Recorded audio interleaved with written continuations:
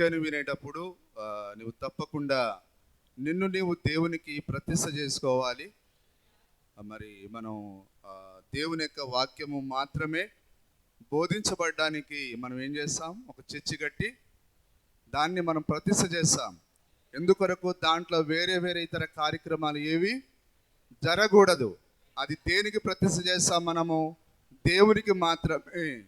ఎందుకనగా అందులోకి దేవుడు దిగి వచ్చి ఆయన తన ప్రజలతో మాట్లాడతాడు. అలాగనే ఒక ప్రకృతి సంబంధమైన దేవాలయం ఎలాగున మరి దేవునికి ప్రతిష్ట చేయబడాలో, మరి అది దేనిని సూచిస్తున్నది? ఒక ఆత్మ సంబంధమైన ఒక దేవాలయం ఉన్నది. ఇక్కడ కూర్చున్న మనమందరము దేవుని యొక్క ఆలయమై ఉన్నాం, దేవుని యొక్క మందిరమై ఉన్నాం. మరి ఈ ప్రకృతి సంబంధమైన ఆలయం ఏ విధంగా అయితే ప్రతిష్ట చేయబడుతున్నదో, అలాగనే ప్రతి వ్యక్తి కూడా వాక్యాన్ని వినడానికి ముందుగా దేవుడు నీతో మాట్లాడాలంటే ఆయన నువ్వు ఎట్లా పడితే పిచ్చి పిచ్చి ఆలోచనలతో, లోక సంబంధమైన ఆలోచనలతో, అక్కడేం జరుగుతున్నది, ఇక్కడేం జరుగుతున్నది, అదేమవుతుంది, ఇదేమవుతుంది అని నువ్వు ఆలోచనతో వస్తే దేవుడు నీతో అసలు మాట్లాడు ఆయన. హల్లెలూయా. ఇంకా చాలామంది దేవుని కార్యాలను చేయడానికి ఇష్టపడట్లేదంటే ఈ శరీరం అనే దేవాలయం దేవునికి సంపూర్ణంగా సమర్పించబడలేదని మనం తప్పకుండా చెప్పవచ్చును. హల్లెలూయా. నిజమేనా? విశ్వాసం లేకుండా దేవునికి ఇష్టడై ఉండుట అసాధ్యము. మరి విశ్వాసం అనేది ఆయన ఎవరిలో ఉంచుతాడు? ఆయన ఏ మందిరం అయితే దేవునికి ప్రతిష్ట చేయబడిందో అందులో ఆయన ఎల్లప్పుడూ ఆ ధూపాన్ని ఉంచుతాడు. ఆయన ఏంటిది ఆ ధూపం చెప్పండి? విశ్వాసం అనే ధూపం. అది ఎల్లప్పుడు ఎక్కడికి పోతా ఉంటుంది? అది దేవుని యొక్క పాద సన్నిధికి పోతా ఉంటుంది. నువ్వు దేవునికి వేసే ధూపం ఏదనగా విశ్వాసమే. ఆ ధూపాన్ని నువ్వు వేయట్లేవు కానీ దేవుడే దాన్ని వేస్తున్నాడు. నిన్ను ఆయన ఇంపైన ఒక బలిగా అంగీకరిస్తూ ఉన్నాడు ఆయన. హల్లెలూయా. దేవుడు మన హృదయంలో నుంచి వచ్చే ఆ ఇంపైన దాని బలిని ఆయన స్వీకరించాలంటే, ఆయన ముక్కుకు అది సువాసనగా ఉండాలంటే, హల్లెలూయా, నీవు ఎల్లప్పుడూ విశ్వాసాన్ని కలిగి ఉండాలి. మరి విశ్వాసాన్ని దాని కర్త ఎవరు? దేవుడే దాని యొక్క కర్త ఉన్నాడు. హల్లెలూయా. మరి నీవు దేవుని సన్నిధికి వచ్చేటప్పుడు అసూయతో వచ్చినా దేవుడు నీతో మాట్లాడలేడు. హల్లెలూయా. మరి కపటంతో వచ్చినా దేవుడు నీతో మాట్లాడలేడు. నీవు చక్కగా మంచి బట్టలు వేసుకున్నంత మాత్రం నీలో కపటం లేదని, అసూయ లేదని, నువ్వు చొక్కమని పరిశుద్ధుడవని అనుకోవడానికి లేదు. హల్లెలూయా. మరి మనుషులు ఎట్లా ఉంటారంటే విషం పూసిన కత్తి వలె ఉంటారు. చూడ్డానికి పై రూపం బాగానే ఉంటుంది, కానీ లోపలంతా వారి హృదయము ఆ కుళ్ళిన వాటితో ఉంటుంది. కాబట్టి నువ్వు పైన దాన్ని చూసి, పై రూపాన్ని చూసి నువ్వు దేవుని యొక్క మనిషిని అనడానికి లేదు. హల్లెలూయా. అందుకొరకే ప్రభు అన్నాడు, వారి ఫలముల ద్వారా మీరు వారిని తెలుసుకొందురు అన్నాడు. నిజమేనా? దేవుని నామానికి మహిమ కలుగును గాక. మరి నిజంగా మనం విశ్వాసులమైతే మనలో ఎల్లప్పుడూ ఆ ప్రత్యక్షత ఉప్పొంగుతూ ఉంటే, మన లోపల ఆ ధూపం నిరంతరం మండుతూ ఉంటే, ఆ యొక్క సువాసన గల సామ్రాణి ఒకవేళ మనలో మండుతూ ఉంటే అది ఎక్కడికి చేరుతుంది? అది దేవునికి మాత్రమే చేరుతుంది. అంటే నువ్వు ఎల్లప్పుడూ ఎట్లా జీవిస్తావు? దేవునికి ఒక ఇంపైన వాడిగా జీవిస్తావు, దేవునికి ఇంపైన జీవితాన్ని జీవిస్తావు. హల్లెలూయా. చర్చికి రావడానికి కష్టపడవు. ఈరోజు చర్చికి వెళ్ళాల్సిందేనా అనుకో. హల్లెలూయా. ఎందుకంటే నీ లోపల మాధుర్యం అనే ఓట, మాధుర్యం అనే ఆ సామ్రాణి అది వెలుగుతూ ఉన్నది. అది ప్రైజ్ ది లార్డ్. హల్లెలూయా. నిన్నెవరో బలవంతం చేయవలసిన అవసరం లేదు. అమ్మా తప్పదా అని నువ్వు అనుకోవాల్సిన అవసరం లేదు. ఎందుకనగా నీ లోపల ఆ యొక్క ఇంపైన బలి ఉండడాన్ని బట్టి నీవు దేవుని కార్యాలను సులువుగా చేస్తూ ఉంటావు. నీవు లేవడానికి బలవంతంగా లేవవు, వాక్యం చదవడానికి బలవంతంగా చదవవు, వర్తమానం చదవడానికి బలవంతంగా చదవవు, ప్రార్థన చేయాలంటే బలవంతంగా చేయవు. Praise the lord. హల్లెలూయా. కాబట్టి ఇవన్నీ ఆ యొక్క నిజమైన ప్రతిష్ట చేయబడిన ఆరాధకుని యొక్క మరి గుణలక్షణాలు ఇవి. హల్లెలూయా. నిజంగా నువ్వు దీవించబడిన వాడివైతే, ఎంతమంది దీవించబడ్డారు? ఆ రోజు పాత కాలంలో దీవించబడిన అకుల్లా ప్రిస్కిల్లా వారు చక్కని జంట. అది దేవుడు దీవించాడనంటే ఆ కుటుంబం లోపల ఎల్లప్పుడూ వాక్యానికి మొదటి స్థానం ఉంటుంది. కానీ ఈరోజు మన కుటుంబాలలో గుడ్డలు ఎట్లా వేసుకుంటామో తెలియదు, మన జుట్టు ఎటుపోతుందో తెలియదు, మన ఇంట్లో వాక్యం చదవబడుతుందా లేదా తెలియదు, వర్తమానం చదవబడుతుందా లేదా తెలియదు, ప్రార్థన చేయబడుతుందా లేదా తెలియదు. ఈరోజు కుటుంబాలు సరిగా లేవు. హల్లెలూయా. నీవు అప్పుడప్పుడు చర్చికి వస్తున్నావు, చాలా వారాలు మానేస్తున్నావు అంటే సోదరి సోదరులారా, మీరు దేవునికి ప్రతిష్ట చేయబడలేదని అది పెద్ద రుజువై ఉన్నది. అది చిన్న రుజువు కాదు, అది పెద్ద రుజువు. అది ఒక మాధుర్యమైన వాడిని ఆపగలిగే శక్తి ఏమున్నది? హల్లెలూయా. ఓ ఒక నిజమైన ఆరాధకుని ఆపే దయ్యాలు ఏవి ఓ భూమి పైన లేవు అని మన ప్రవక్త అన్నాడు. ఎవరు ఆపుతారు చెప్పండి? ఏ దయ్యం ఆపగలదు? ఏ డబ్బు ఆపగలదు? ఏ బంధువులు ఆపగలరు? హల్లెలూయా. ఆయనను ఆపగలిగినది ఏది లేదు. ఏం సార్ శ్రవంత్ గారు, యేసు ప్రభుని ఆపగలిగింది ఎవరైనా ఉన్నారా? ఎవరు లేరు అక్కడ. ఎందుకనగా ఈమెను అంతగా ప్రేమించాడు ఆయన. మరి నీవు కూడా ఆయన అంతగా ప్రేమిస్తే నిన్ను ఆపగలిగేది ఎవరు? ఆయన సింహాసనం ఆయన ఆపలేకపోయింది, ఆ దేవదూతలు ఆయన ఆపలేకపోయారు, ఓ ఆ చక్కని పాటలు ఆపలేకపోయాయి. ఎందుకనగా ఆయన అంతగా తనను తాను ప్రతిష్ఠించుకున్నాడు. ఆయన ఎవరి కొరకు? ఈ పాపుల కొరకు ప్రతిష్ఠించుకున్నాడు ఆయన. హల్లెలూయా. మరి నువ్వు పాపివైన నీవు పరిశుద్ధుని కొరకు ఏది ప్రతిష్ఠ చేసుకున్నది? అన్ని బలవంతంగా సమయానికి రావాలి. ధర్మశాస్త్రంలో మనం ఉన్నామా? ధర్మశాస్త్ర కాలంలో కన్ను కన్ను పంటికి పన్ను. హల్లెలూయా. ఇప్పుడు నీకు ప్రతిసారి బోధించడం అంటే ధర్మశాస్త్రాన్ని బోధించడమే అది. కానీ నువ్వు కృప కింద ఉంటే నీకెవరు ఆ కంచెర గాడిదను బాధినట్టుగా బాధవలసిన అవసరం లేదు. హల్లెలూయా. నీ లోపల ఉప్పొంగే ఆనందం, ఉప్పొంగే ప్రేమ, ఆ కరుడును పిలుచుట. హల్లెలూయా. ఆయన నీ లోపల లోతైన హృదయంలో అంతరంగంలో ఆ ప్రేమను నాటితే గ్లోరీ టు లార్డ్. హల్లెలూయా. నువ్వు పరిగెత్తుకొని వస్తావు, కానీ నిన్ను ఏవేవో ఆపేస్తున్నాయి. నిజమైన ఈరోజు చర్చికి రావడానికి నువ్వు ఆగిపోతున్నావు అంటే మరి ఎత్తబడ్డానికి నువ్వు ఎలాగ రాగలవు? తప్పకుండా నువ్వు ఆగిపోతావు. దేవుని నామానికే మహిమ కలుగును గాక. కాబట్టి సోదరులారా, ఈరోజు మనల్ని ఆపగలిగేది ఏది లేదని మనం తప్పకుండా మనం గ్రహించాలి. ఎవరు గ్రహించినా గ్రహించకపోయినా ఆమేనంటారా? దేవుని నామానికే స్తుతి కలుగును గాక. కాబట్టి ఈరోజు మనం తప్పకుండా ఒక మంచి దేవాలయంగా, దేవుడు ఆరాధించబడే దేవాలయంగా మన జీవితం ఉండాలి. దేవాలయం అంటే ఇది కాదండి. హల్లెలూయా. దేవాలయం అనగా నీవే గొప్ప దేవాలయం, నీవే దేవునికి గొప్ప మందిరం. ఆ శరీరం అనే దేవాలయంలో దేవుడు ఉంటే ఈ వ్యక్తి ఎక్కడికి వస్తాడు? సమాజ మధ్యలోకి వస్తాడు.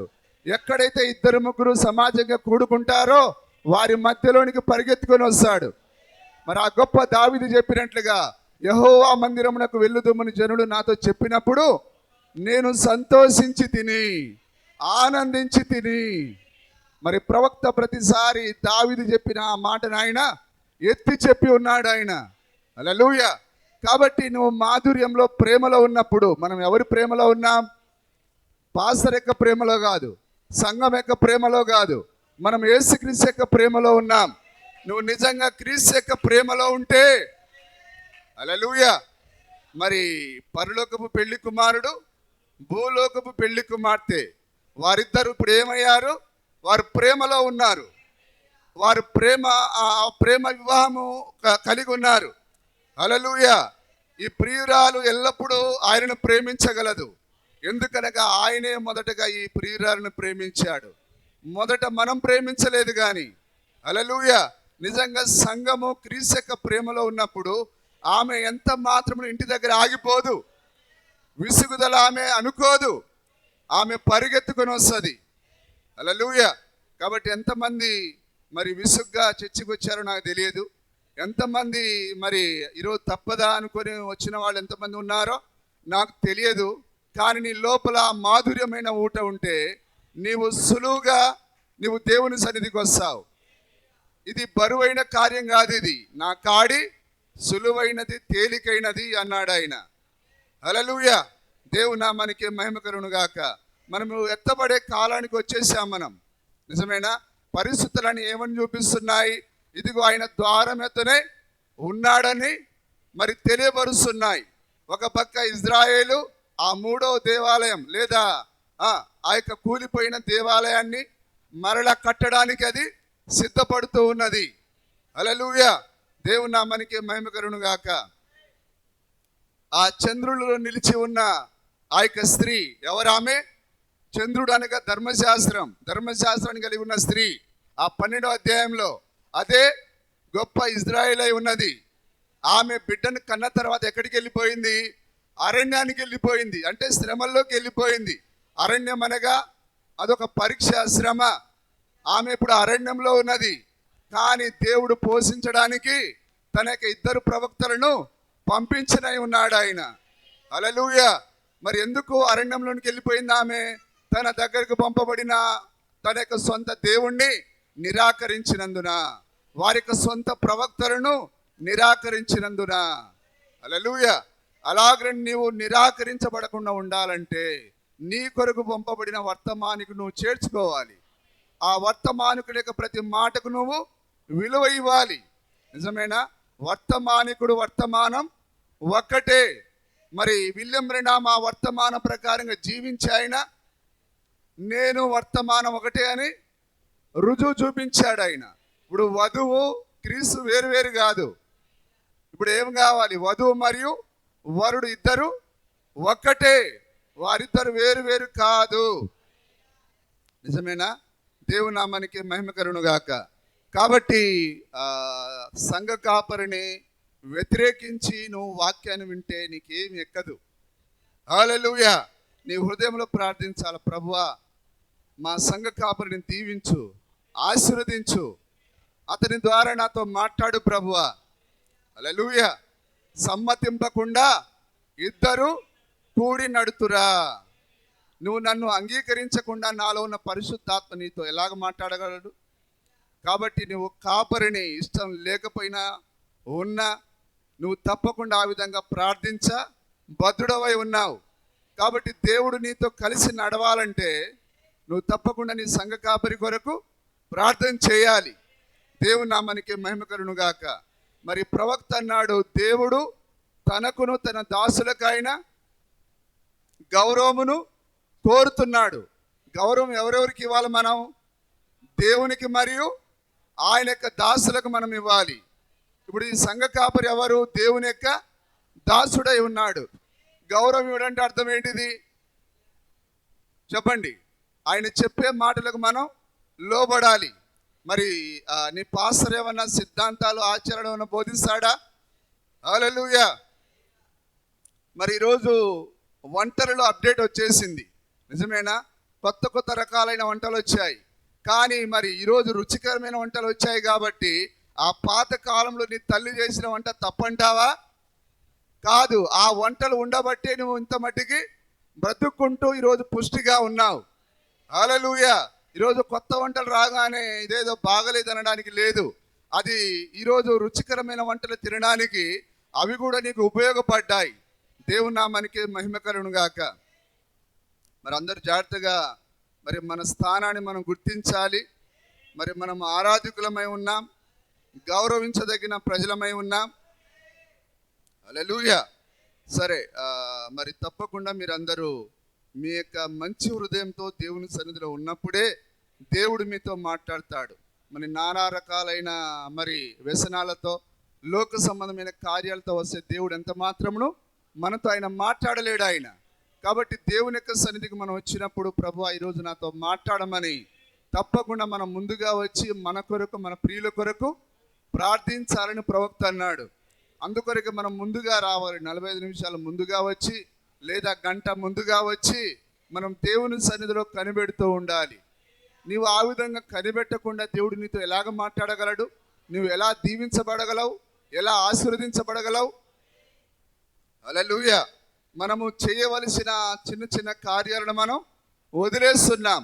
ఈ చిన్న కార్యాలే మనల్ని ఎత్తబడనీయకుండా మనల్ని త్రోసివేస్తాయి. కాబట్టి మనం చిన్న కార్యాల పట్ల శ్రద్ధ కలిగి ఉన్నప్పుడు దేవుడు మనకు ఆయన పెద్ద కార్యాలు మనకిస్తాడు ఆయన. హల్లెలూయా. నిజమేనా? దేవుని నామానికి స్తుతి కలుగును గాక. ఎంతమందికి ఆసక్తి ఉన్నది? 45 నిమిషాల ముందుగా రావాలని, గంట ముందుగా రావాలని.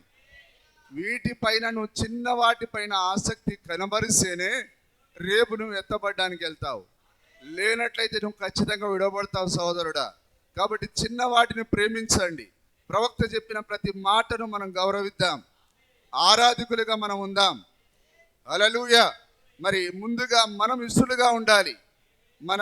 మన యొక్క దేవుడు దేన్ని అంగీకరించడు కానీ మనల్ని అంగీకరిస్తాడు ఆయన. మనమిచ్చే కానుకల ద్వారా మనం దేవునికి ఇంపుగా ఉండలేం, లేదా మన బట్టల ద్వారా మనం ఇంపుగా ఉండలేం. కానీ ముందుగా వాక్య ప్రకారమైన మన జీవితము దేవునికి ఇంపుగా మారుస్తుంది.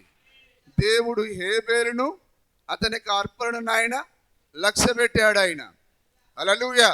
అంటే అతడు రావలసిన క్రమంలో వచ్చాడు, రక్తంతో వచ్చాడు ఆయన. కాబట్టి మనం కూడా ఇప్పుడు ఎట్లా రావాలి? రక్తంతో రావాలి. రక్తం అనగా నీ తప్పిదాలను ఒప్పుకోవడమే రక్తంతో వచ్చుట. హల్లెలూయా. ఎవడైతే తన తప్పిదాలు, పొరపాట్లు, ప్రతి చిన్న వాటిని ఒప్పుకొని విడిచిపెడతాడో అక్కడ అతడు రక్తంతో దేవుని సమీపిస్తున్నాడని అది రుజువై ఉన్నది. మరి రక్తం కలిగిన వ్యక్తి ఆ రక్తాన్ని ఏం చేయాలి? నీ పాపాలను ఒప్పుకోవాలి. అందులో ఇమ్మానుయేలు రక్తము అది ఇంపైన ఊట. అది పాపి అయిన వాడు అందులో మునిగి అతడు పరిశుద్ధుడైతాడు. కాబట్టి దేవుడు నీ చేతులు ఎందుకు రక్తాన్ని పెట్టాడు? ఆయన ఆ రక్తములో నీ పాపాలను ఒప్పుకోవాలని, నీ తప్పిదాలను నువ్వు విడిచిపెట్టాలని.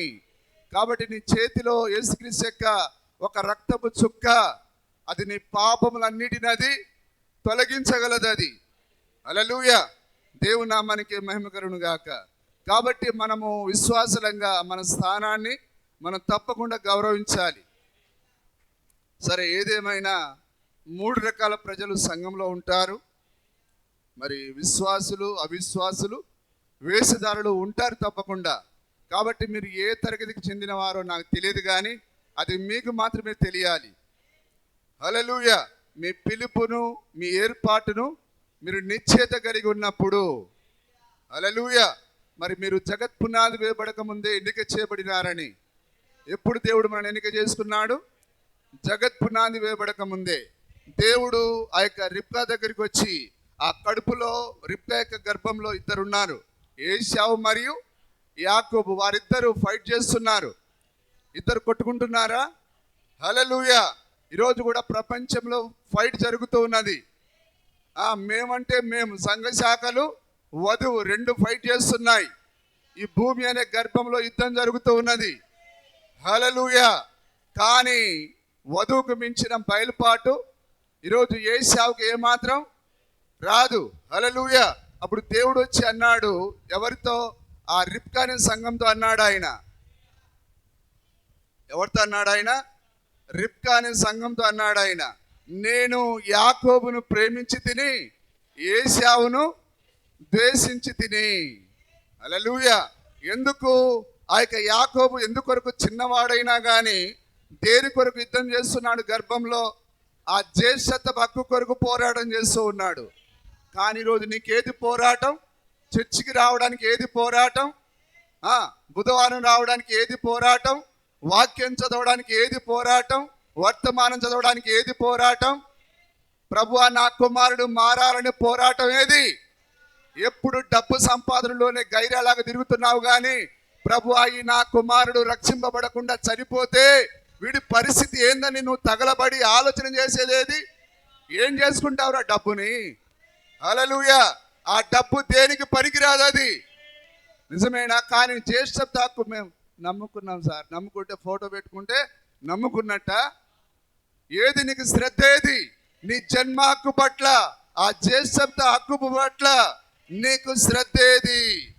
ఏంటి చెప్పండి? నీ జన్మ ఆ యొక్క జ్యేష్ఠత్వ హక్కు అంటే ఏంటిది? అది వాక్యము. జ్యేష్ఠత్వ హక్కు అనగా వాక్యము. వాక్యం కొరకు నువ్వు పోరాడుతున్నది ఏది? అతడు గర్భంలో అతడికి మరి సరైన ఆ యొక్క కాళ్ళు చేతులు రాకముందే అతడు యుద్ధం చేస్తూ ఉన్నాడు. అరే ఏశావు నీది కాదురా, నాది జ్యేష్ఠత్వ హక్కు. హల్లెలూయా. కానీ ఈరోజు దేవుడు నీకు తినడానికి నీళ్ళనిచ్చి, తాగడానికి తినడానికి తిండినిచ్చి, తాగడానికి నీళ్ళనిచ్చి, మరి ఉండడానికి ఇళ్ళనిచ్చి, కట్టుకోవడానికి మంచి బట్టలనిచ్చి నీకు పుష్టికరమైన ఆహారాన్ని ఇచ్చినా కానీ ఈరోజు ఏది? హల్లెలూయా! ఏది నీ పోరాటం? ఏది ఉన్నదా? పోరాటం ఉన్నదా? అవును సార్, పరలోకంలో ఆ అందమైన పరలోకానికి పోవాలని ఉంది సార్, కానీ జీవించడానికి మాత్రం ఆసక్తి లేదు. ఎట్లా సాధ్యం అది? How can possible? జీవించాలి మనం. అవును, only believe all things are possible. నువ్వు నమ్మితే దేని నమ్మాలి? వాక్యాన్ని నమ్మాలి. కేవలం నమ్ముము అన్నాడు ఆయన. ఎవరు? ప్రభువైన యేసుక్రీస్తు నమ్మమన్నాడు. దేని నమ్మాలి? వాక్యాన్ని నమ్మాలి. ఈ రిబ్కా గర్భంలో ఉన్న యొక్క యాకోబు దేని నమ్మాడు? ఆ వాక్యం పట్ల ఆయనకు ఆసక్తి ఉన్నది. ఇక ఆయనకి దేని పట్ల ఆసక్తి లేదు. ఆ చిక్కుడుకాయల కూర పైన మరి లోకంలో దేనిపైన లేదు, కానీ కేవలము వాక్యము కుమారుడిగా ఉండాలి. ప్రైజ్ ది లార్డ్, హల్లెలూయా. కానీ రోజు నీకు పోరాటం ఉన్నట్టుగా ఏది? యాకోబు చూపించాడు, నాకు ఆ పోరాటం ఉన్నది. హల్లెలూయా. అతడు గర్భంలో ఉన్నప్పుడు పోరాడాడు, తల్లి చాటు బిడ్డగా ఉన్నప్పుడు అతడు ఏమి తెలియని వాడు, కానీ ఒక్క విషయం మాత్రం అతనికి తెలుసు. మరి ఆడంగి వాడుగా ఉండేవాడట ఆయన. ఎప్పుడు తల్లి కొంగు పట్టుకొని తల్లి ఎడిపోతే అడిపోయేవాడు, బయటికి పోయేవాడు కాదు. కానీ అతనికి ఉన్న శ్రద్ధ దేనిపైన? వాక్యం పైన. హల్లెలూయా. ఏ విధంగా అయినా సరే ఈ జ్యేష్ఠత హక్కును నేను సంపాదించాలి. హల్లెలూయా. ఆ తర్వాత ఆయన చూడు 3లో ఆయన గర్భంలో ఉన్నప్పుడు పోరాడాడు. ఆ యొక్క జ్యేష్ఠత హక్కును లాక్కోవడానికి పోరాడి ఉన్నాడు. ఆ ప్రకారంగా దేవుడే ఆయన లోపలికి రావడానికి పోరాటం చేసి ఉన్నాడు. హల్లెలూయా. ఓ చూడండి, దేవుని యొక్క కాళ్ళను పట్టుకొని దేవుడు ఆ తొడ మీద కొట్టి నరాన్ని మెలివేసినా కానీ, ప్రభువా నువ్వు నన్ను చంపినా పర్వాలేదు, నేను 2 కాళ్ళు పోగొట్టుకున్నా పర్వాలేదు, ఓ నువ్వు నాలోకి వచ్చేంత వరకు నేను నిన్ను విడవను. హల్లెలూయా. అందుకొరకే పోరాటం జయించిన వారికి మాత్రమే రొట్టె ద్రాక్షారసాన్ని తీసుకొని వస్తాడు ఆయన. కానీ మనం పోరాటం లేకుండా, అబ్రహాము పోరాటం లేకుండా మెల్కీసెదెకును కలుసుకోలేదు ఆయన. నిజమేనా? ఆ రాజులను సంహరించి వస్తున్న అబ్రహామును ఎవరు కలుసుకున్నారు? ఆ మెల్కీసెదెకు కలుసుకున్నాడు. ఈరోజు మన ప్రధాన యాజకుడు ఎందుకున్నాడు ఇక్కడ? ఓ నువ్వు యుద్ధంలో గెలిచేదానికి. హల్లెలూయా. యుద్ధం చేసేది రాజులు కాదండి, యుద్ధం చేసేది యాజకులు. యుద్ధం చేయాలి. ఆ యొక్క ఎరికో గోడల చుట్టూ తిరిగింది ఎవరు? యాజకులు తిరిగారు. ఆ యుద్ధాన్ని జరిగించింది ఎవరు? హల్లెలూయా. ఆయన ప్రధాన యాజకుడైతే మనము యాజక సమూహమై ఉన్నాం. ఆ ప్రధాన యాజకుని వెంబడించే యాజక సమూహమై ఉన్నాం. హల్లెలూయా.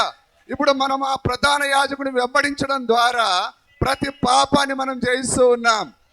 హల్లెలూయా. మరి అబ్రహాము ఏ యుద్ధ నైపుణ్యం లేనివాడు, కేవలం గొర్రెలు కాసుకునేవాడు. అతని దగ్గర ఉన్నవారు కేవలం ఆ దుడ్డు కర్ర తప్ప ఏమీ తెలియదు. కానీ రాజులను వారు ఏ విధంగా జయించారు అంటే, ఆ రొట్టె ద్రాక్షారసాన్ని తీసుకొని వచ్చిన ఆ మెల్కీసెదెకు ఓ వారితో యుద్ధానికి వెళ్ళి ఉన్నాడు ఆయన. అబ్రహామును జయమునిచ్చింది ఆ మెల్కీసెదెకే. హల్లెలూయా. సహోదరుడా, నువ్వు డబ్బును జయించాలంటే నీతో మెల్కీసెదెకు ఉండాలి. నువ్వు లోకాన్ని జయించాలంటే నీతో మెల్కీసెదెకు ఉండాలి. నీలో ఉండి జయింపజేసేది ఆయనే. ఆ మధ్యాకాశంలో పెళ్లి విందును రొట్టె ద్రాక్షారసమును తీసుకొని వచ్చేది ఆయనే. హల్లెలూయా. నిజమేనా? ఆ అబ్రహాముతో ఉండి జయింపజేసింది ఆయనే. మళ్ళీ ఆయన కంటే ముందుగా వచ్చి ఆయన రొట్టెను ద్రాక్షారసము తీసుకొని వచ్చాడు ఆయన. ఆ జయించిన కుమారునితో ఎంతో సంతోషంగా ఉన్నాడు ఆయన. ఏం జయిస్తాం సార్? ఏం జయిస్తాం? ఏం చేస్తాం? సిగ్గుండాలి మన ముఖాలకి. ఏం జయిస్తామా? అబ్రహాము పేదవాడు, నీలాగా నాలాగా బైక్ కూడా లేదు ఆయనకి. కేవలము గొర్రె లెక్క గబ్బు వాసన. పేదవాడు, కటిక పేదవాడు ఆయన. ఫలించని నేలలో ఉండి దేవుని యొక్క వాగ్దానం కొరకు ఎదురు చూశాడు. కానీ మనల్ని గొడ్డును బాధినంటే బాధాలే. చర్చికి రా, బుధవారం రా, ఆదివారం రా, ఉపవాసానికి రా, ప్రభురాత్రి భోజనానికి రా. అబ్రహామును ఎవరు బాధారయ్యా? ఒక్కసారి పిలిచాడు ఆయన, అబ్రహామా నువ్వు నమ్మకంగా ఉండు, ఇదిగో ఈ భూమి యొక్క వారసుడు నీవే. దేవుని నామానికి మహిమ కలుగును గాక. చూడండి, ఇక్కడ ఆ యొక్క రిబ్కా యొక్క గర్భంలో ఉన్నప్పుడే ఆ యొక్క యాకోబు పోరాటం చేస్తూ ఉన్నాడు. దేని కొరకు? ఆ జ్యేష్ఠత హక్కు కొరకు పోరాటం చేస్తూ ఉన్నాడు. కానీ భౌతికంగా ఎవరికి ఇచ్చాడు ఆయన? ఏశావుకి ఇచ్చాడు ఆయన. నిజమేనా? మొదటి కుమారుడు ఏశావు కాబట్టి జన్మతః ఆ యొక్క హక్కు ఏశావుకి వచ్చి ఉన్నది. సహోదరులారా, అదేవిధంగా దేవుడు మనందరికైనా ఆ యొక్క జ్యేష్ఠత హక్కును ఇచ్చి ఉన్నాడు. నిజమేనా? కానీ మరలా ఏం చేస్తాడు తెలుసా? దేవుని యొద్దకు వచ్చి ప్రతి కుమారుడు పరీక్షింపబడవలెను. ఏశావును కూడా పరీక్షించాడు ఆయన. ఇదిగో నీ జ్యేష్ఠత హక్కును నిన్ను అమ్ముకునేటట్టుగా దేవుడే నీకు అవకాశం ఇస్తాడు. హల్లెలూయా. వేరొకరో ఎవరో ఇయ్యరండి. ఇదిగో నీకు ఆయన ప్రతి అవకాశం కల్పిస్తాడు ఆయన. హల్లెలూయా. నిజమేనా? దేవుని నామానికి మహిమ కలుగును గాక. ఇదిగో నీకు ఇవ్వబడిన జ్యేష్ఠత హక్కును నువ్వు అమ్ముకునే విధంగా దేవుడు నిన్ను ప్రేరేపించి ఆయన పక్కన నిలబడి చూస్తాడు. దీన్ని అమ్ముకుంటాడా, లేకపోతే దీని కొరకు చావైనా బ్రతికైనా ప్రాణం పోయినా నాకు ఇదే కావాలంటాడా? హల్లెలూయా. నాతో ఏకీభవిస్తారా? జ్యేష్ఠత హక్కును దేవుడు ఏశావుకి ఇచ్చాడు. కానీ ఒకరోజు ఏటకు పోయాడు. ఎవరు? ఏశావు. ఏటాడి ఇంటికి వచ్చేసరికి కుండలో చూసే మూత తీసి చూశాడు, ఏం అన్నం లేదు. చివరికి యాకోబు అదే టైంలో మంచి కూర వండుకున్నాడు. చూడండి, ఆ యొక్క మరి వేటకు పోయి ఇంటికి వచ్చేసరికి ఆ కుండలని చూశాడు. పోని అన్నం లేకపోతే కూరైన తిందామని అన్ని చూశాడు, కానీ అన్ని ఖాళీగా ఉన్నాయి. బయట యాకోబు చక్కగా ఆయన కొరకు వండుకుంటున్నాడు ఆయన. దేవుని నామానికి స్తుతి కలుగును గాక. చూసారా? దేవుడు నీ జన్మ హక్కును అమ్ముకునే విధంగా నీకు ఒక అవకాశాన్ని ఆయన ఇస్తాడు ఆయన. హల్లెలూయా. దేవుని నామానికి స్తుతి కలుగును గాక. అప్పుడు యాకోబుకు మంచి అవకాశం. అంటే అతడు ఏశావు కొరకు వండట్లేడు, కానీ అతడు తాను తినడానికి వండుకుంటున్నాడు. కానీ ఇతడు ఏమంటున్నాడు అంటే, ఇదిగో నేను ఆకలికి చనిపోతున్నాను, నాకు మరి నీ దగ్గర నా కూర ఇవ్వమని అంటే ఆయన అన్నాడు, నీ జ్యేష్ఠత హక్కు ఇస్తేనే నేను ఈ కూరనిస్తాను. ఇప్పుడు ఆకలితో చావడమా, జ్యేష్ఠత హక్కును అమ్ముకోవడమా? ఉన్నారు అందరు ఇక్కడ? హల్లెలూయా. ఇప్పుడు దేవుడు అదే విధంగా ఏశావును ఎట్లయితే త్రాసులు పెట్టి తూచాడో, ఆదివారం చర్చికి వెళ్ళడమా, మన సొంత బామర్ది బిడ్డ పెళ్లికి వెళ్ళడమా? ఆదివారం చర్చికి రావడమా, లంగావోణి ఫంక్షన్కి వెళ్ళడమా? నువ్వు జ్యేష్ఠత హక్కును అమ్ముకుంటావా, లేకపోతే ఆ జ్యేష్ఠత హక్కు కొరకు నీ ప్రాణాన్ని, లేకపోతే నీ బంధువుల దగ్గర అవమానాన్ని భరిస్తావా? అవమానం ఉంటే బహుమానం ఉన్నది, అవమానం లేదంటే బహుమానం ఉందంటే లోకంలో అక్కడ అవమానం ఉన్నది. ఏది కావాలో మన చేతిలో ఎన్నిక ఉన్నది. Praise the lord. హల్లెలూయా. దేవుడు ఆదాముకి ఎట్లయితే ఎన్నుకునే అవకాశం ఇచ్చాడో, ఈరోజు ప్రతి ఒక్కొక్కరికి ఎన్నుకునే అవకాశాన్ని ఆయన ఇస్తున్నాడు ఆయన. నిజమేనా? ఎన్నిక. దేవుడు ఆదాము ముందు మంచి చెడుల వృక్షాన్ని పెట్టి నీ ముందు పెట్టకపోతే దేవుడు గొప్ప? ఏం సార్, ఏదో మీరు ఇప్పుడు ఏదో అమ్మాయి అబ్బాయిని మొత్తలో కూర్చోబెట్టి మీ ఆయన పేరు ఏందమ్మా అంటే, మా ఆయన పేరు వెంకయ్య. ఏదైనా అట్లా అడిగినావు ఏమన్నా? మరి ఆ పేరు చెప్పడానికి ఎందుకు సార్ సిగ్గుపడుతున్నారు? అన్యాయసుడు అవుతాడు ఆయన.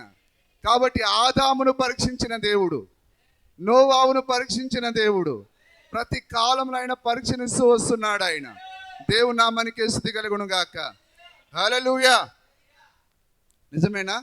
మరి చూడండి, మనం ఎవరైనా సరే కాపాడేదానికి మనం ప్రయత్నం చేయాలి. మరి నోవాహు ప్రవక్త ఫుల్గా దాగి మరి అతడు బట్టలు లేకుండా సోయి లేకుండా పడిపోతే ఆ హాము ఏం చేశాడు? మన తండ్రి ఫుల్గా దాగిండ్రా అని చెప్పి అందరిని పట్టుకొచ్చి చూపించాడు. హాము సోయి వచ్చిన తర్వాత లేచి శపించాడు. ఆ శాపం ఇప్పటి వరకు పోలేదు. అది అలాగనే ఎవరైనా తప్పిదంలో ఉంటే ఇట్లా పళ్ళికిలిచ్చి ఇట్లా చూపించకూడదు, శాపం అది. మనమే దాయడానికి ప్రయత్నం చేయాలి. Praise the lord, hallelujah. అది చాలా మందికి తెలియవు ఇవి. నోవాహు తాగాడు కదా సార్, తాగితే తప్పే ఉంది. ఆయన ప్రవక్త అండి. ఎందుకంటే ఎందుకు దేవుడు ఆ విధంగా తాపిచ్చాడు? హామును పరీక్షించేదానికే. హల్లెలూయా. అతడు తన తండ్రిని మరి దాస్తాడా, లేకపోతే అందరికి ప్రచారం చేస్తాడా?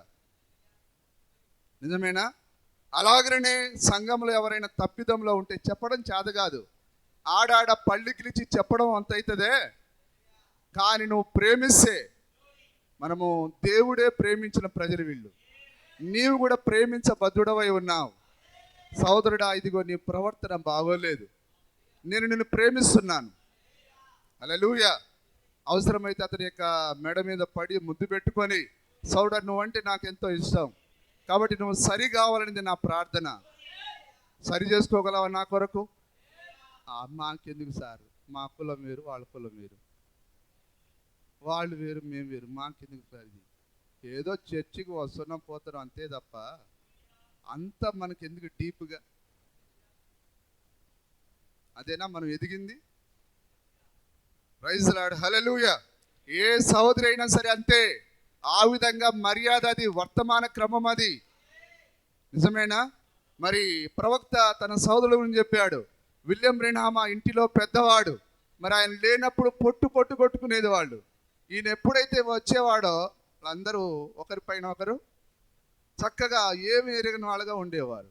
అది సహోదర ప్రేమ అంటే. గొడవలు వస్తాయి, తగాదాలు వస్తాయి, పంచాయతీలు వస్తాయి, కుటుంబం అన్నాక ఎన్నో ఉంటాయి. వాటిని ఏదో మనం అనుకొని ఏదో ఒకరి సహవాసాన్ని ఒకరు విడిచిపెట్టేది కాదు. ఇవన్నీ కుటుంబంలో వస్తూనే ఉంటాయి. అయినా కానీ మనమందరము సహోదరులమై ఉన్నాం, మన కుటుంబమై ఉన్నాం. కుటుంబంలో గొడవలు రావా? ఖచ్చితంగా వస్తాయి. దేవుని నామానికి స్తుతి కలుగును గాక. సరే చూడండి, ఇక్కడ అందుకొరకే దేవుడు ఆ యొక్క ఏశావు యొక్క జ్యేష్ఠత హక్కును గురించి పరీక్ష పెట్టి ఉన్నాడు అక్కడ. నిజమేనా? ఏశావును పరీక్షించిన దేవుడు మనల్ని పరీక్షించడా? దేవుని యొద్దకు వచ్చి ప్రతి కుమారుడు పరీక్షింపబడవలెను. ఆయన అబ్రహామును కూడా ఆయన పరీక్షించి ఉన్నాడు. ఆయన లేక ఆయన ఏకైక కుమారుడిచ్చి మరి ఇదిగో అతడిని నాకు బలిగా ఇవ్వమని కోరాడు ఆయన. నిజమేనా? అబ్రహాము దాన్ని ఇవ్వడానికి సంతోషంగా ఇష్టపడ్డాడు. దేవుని నామానికి స్తుతి కలుగును గాక. మరి ఈరోజు ఏశావులాగా దేవుడు మనకు కూడా ఆ జ్యేష్ఠత హక్కుని ఇచ్చి మరి నీవు దీన్ని ఏం చేస్తావో చూడగోరుతున్నాడు ఆయన. ఇప్పుడు మనందరికీ వర్తమానము రావడమే మనము జ్యేష్ఠత హక్కును కలిగి ఉండడం. చెప్తారా? ఈరోజు మీరందరూ ఏం కలిగి ఉన్నారు? జ్యేష్ఠత హక్కును కలిగి ఉన్నారు. ఈ వర్తమానం మన దగ్గరికి రావడమే జ్యేష్ఠత హక్కును మనం కలిగి ఉండడం. కాబట్టి నువ్వు దీన్ని డబ్బు కొరకు అమ్మేస్తావా, బంధువుల కొరకు అమ్మేస్తావా, లోకంలో పలుకుబడి కొరకు అమ్మేస్తావా, ఏం చేస్తావా? అది నీ ఇష్టం. అది దేవుడు నిన్ను ఎంత మాత్రమును ఆపడాయన. ఒకవేళ ఆపాల్సి వస్తే మొదట్లోనే ఆపాలాయన. ఆపాల్సి వస్తే ఏశావు దగ్గర ఆపాలాయన. ఆపాల్సి వస్తే దావీదు యొక్క జీవితంలో ఆపాలాయన. ఆ కొత్త ఎడ్ల బండి పైన ఆ యొక్క దాన్ని ఏమంటారు, మందసాన్ని తీసుకొని పోయేదాన్ని ఆపేవాడు ఆయన. కానీ ఆపాడా? హల్లెలూయా. దావీదు సింహాసనాన్ని విడిచిపెట్టి పారిపోయేటట్లకి ఎందుకు అయ్యాడు? అతని రాజ్యంలో ఏం జరుగుతున్నదో, ఏం చేస్తున్నారో అతడు పట్టించుకోలేదు. హల్లెలూయా. మరి అతని కుమారుడే అతని దగ్గరికి పంచాయతీకి వచ్చే వారిని రానియకుండా ఊరి బయటే ఆయన ఏం చేస్తాడు, ఆయన ఏం చేస్తా అని చెప్పి అందరిని తన వైపు మళ్ళుకొని సొంత కుమారుడే దావీదును సింహాసనం నుంచి దిగిపోయి పారిపోయేటట్లుగా చేశాడు. అంటే దేవుడు ఎందుకు హృదయానుసారుడే కదా దావీదు. ఎందుకు దేవుడు జాగ్రత్త రా, నీ కుమారుడు నీ పైన అన్ని కుట్రలు పన్నుతున్నాడు ఎందుకు చెప్పలేదు ఆయన? అంటే నీవే జాగ్రత్త వహించాలి. అన్ని విషయంలో మనమే జాగ్రత్త వహించాలి. హల్లెలూయా. దేవుని నామానికి స్తుతి కలుగును గాక. ఇవన్నీ మనము గ్రహించినప్పుడే మనం పరిపూర్ణంగా దేవునిలో మనం ఎదుగుతాం. ఏదో వస్తున్నాం పోతున్నాం అంటే దాని వలన ఎత్తబడటం అనేది రాదండి. చర్చికి అయితే వచ్చి కొన్ని మేలులు ఆశీర్వాదాలు పొందుకుంటావు, దేవుడు నిన్ను వచ్చినందుకు దీవిస్తాడు. కానీ పరలోకం అయితే ఇవ్వడు ఆయన. హల్లెలూయా. ఇప్పుడు చూడండి పరిస్థితి ఏ విధంగా వచ్చింది. ఆకలికి చనిపోయే పరిస్థితి వచ్చింది. హల్లెలూయా. కానీ ఇప్పుడు ఆయన ఆ చిక్కుడుకాయలకు ఒక్క పూట తిండి కొరకు ఇప్పుడు ఆయన తన జ్యేష్ఠత హక్కుని అమ్ముకున్నాడు. ఈరోజు చాలా మంది లేరా? యూదా డబ్బు కొరకు జీవాధిపతిని అమ్ముకున్నాడు. అతని పక్షాన నిలబడి సిలువ వేయబడమా, లేకపోతే అతన్ని 30 వెండి నాణాలకు అమ్ముకోవడమా? కానీ యూదా ఎంత దురదృష్టవంతుడు! ఆ గొప్ప జీవాధిపక్షాన నిలబడే బదులుగా అతడు జీవాధిపతిని అమ్ముకున్నాడు. చివరికి నాశనమై పాతాళానికి వెళ్ళాడు. ఈరోజు అంతే సోదరుడా, నువ్వు జీవాన్ని అమ్ముకున్నప్పుడు, ఈ జ్యేష్ఠత హక్కును అమ్ముకున్నప్పుడు నీవు పాతాళానికి వెళ్ళవలసిన వాడవు. దేవుని నామానికి స్తుతి మహిమ కలుగును గాక. చూడండి, ఇప్పుడు ఆ కూరకు ఆ చిక్కుడు ఒక పూట ఆ ఆఖరి కొరకు తిండి కొరకు దాన్ని అమ్మేసుకున్నాడా? హల్లెలూయా. ఇప్పుడు ఏసావు ఆ తర్వాత ఆశీర్వాదం కొరకు ఆయన ఎంతో ఏడ్చి మరి కన్నీరు పెట్టారు, కానీ అవకాశం దొరకలేదు. మరలా దేవుడు నీకు ఇచ్చిన అవకాశం మరలా నీకు వస్తుందో రాదో తెలియదు. కాబట్టి మనకు ఇచ్చిన ఈ అవకాశాన్ని మనం గట్టిగా పట్టుకోవాలి. హల్లెలూయా. సరే, ఒకసారి మనం చూద్దాం వాక్యాన్ని. సరే చూడండి. అభివృద్ధి నుండి ప్రయాణం చేసి ప్రమాణం చేసిన స్వాధీనపరుచుకున్నట్లు ఆజ్ఞ, వర్తమానం అనేది మనకు ఆజ్ఞ ఉన్నది. ఆజ్ఞలన్నింటిని అనుసరించి నడుచుకునే వాళ్ళను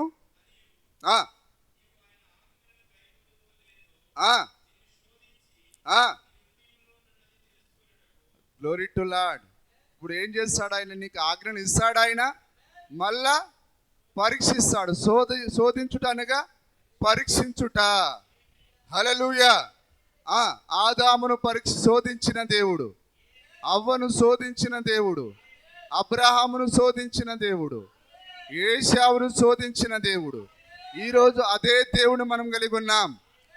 నీవు ఆయన వాక్యానికి మొదటి స్థానం ఇస్తావా, లేకపోతే లోకానికి, తిండికి, బట్టలకు, ఈ లోక సంబంధమైన వాటికి, నశించిపోయే వాటికి నీవు మొదటి స్థానం ప్రాధాన్యతనిస్తావా అనేది దేవుడు నిన్ను అణిచి చూస్తాడు ఆయన.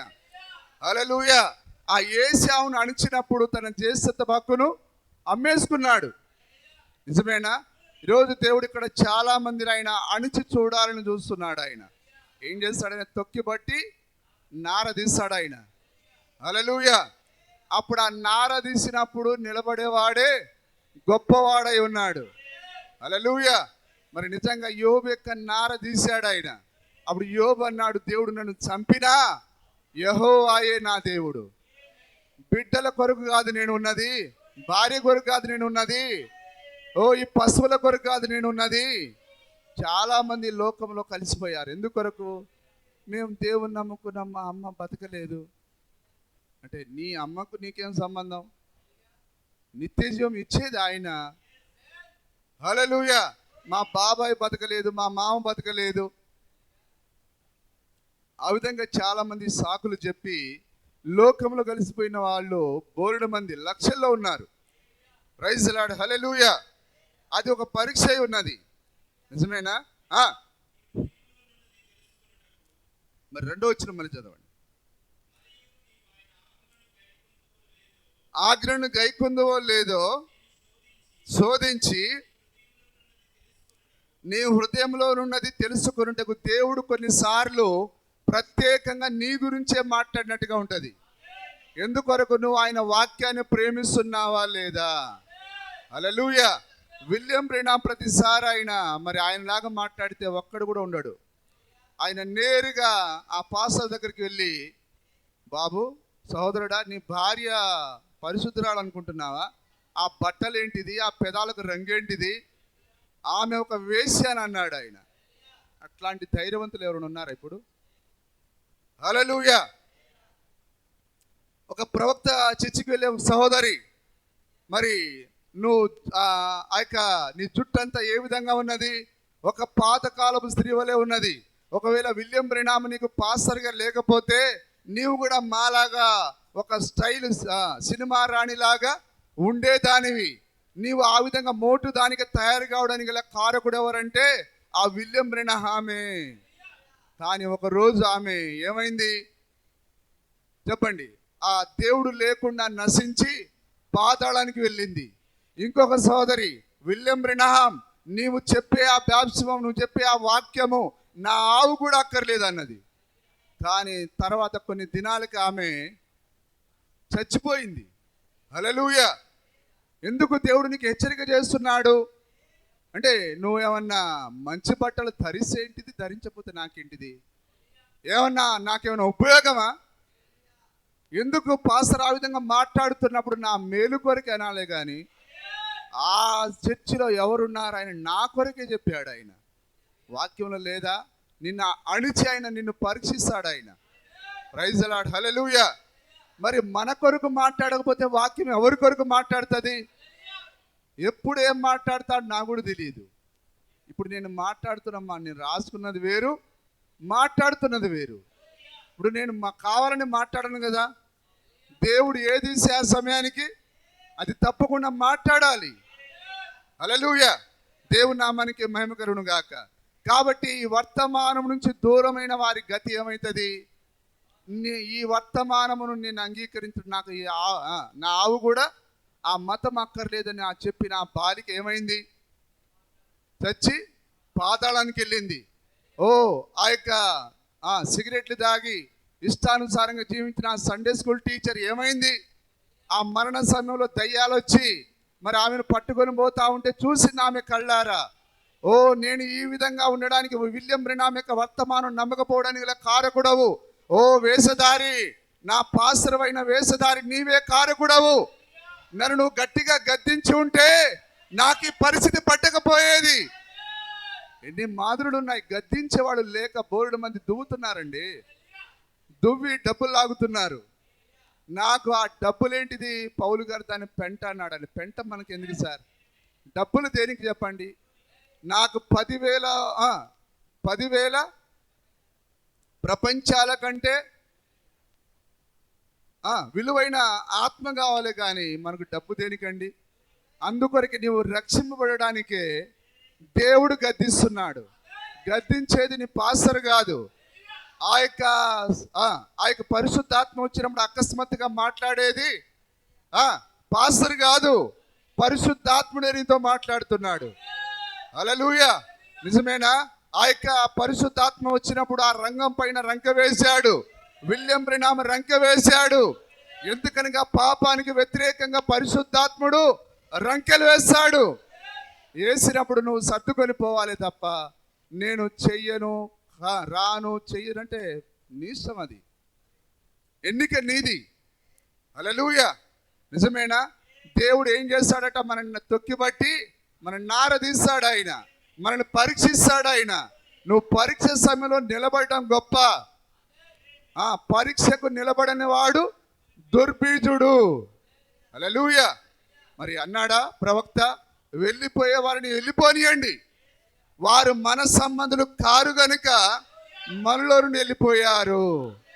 ఇప్పుడు వెళ్ళిపోయిన వాళ్ళని మీరు చూడండి, వాళ్ళ జీవితాలు ఎంత చక్కగా ఉన్నాయో, ఎంత పరిశుద్ధంగా ఉన్నాయో, వారెంత చక్కటి జీవితాన్ని జీవిస్తున్నారో, ఎంత మంచి బట్టలు కట్టుకుంటున్నారో, వారి ఇళ్లలో సినిమా పాటలు ఏ విధంగా తైతక్కలాడుతున్నాయో. హల్లెలూయా.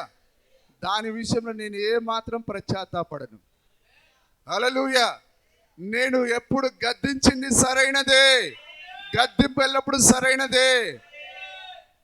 నిజమేనా? మరకకు మందు కావాలి. నిజమేనా? ప్రవక్త యొక్క తల్లి అతని యొక్క కడుపు క్లీన్ చేయడానికి మరి ముక్కు మూసి ఆ యొక్క ఆవు దాన్ని పోసేది. ఆయన పారిపోయేవాడు, అమ్మా ఇది నాకెంతో కడుపు జబ్బును చేస్తుంది కుమారుడా, అది నీకు ఏ హాని చేయకపోతే నీకు పని చేయదు, అది నీకు ఏదో ఒకటి చేయాలి అది. హల్లెలూయా. నిజమేనా? మనకు వాత పెట్టాలి, లేకపోతే మనకు వికారంగా ఉండాలి.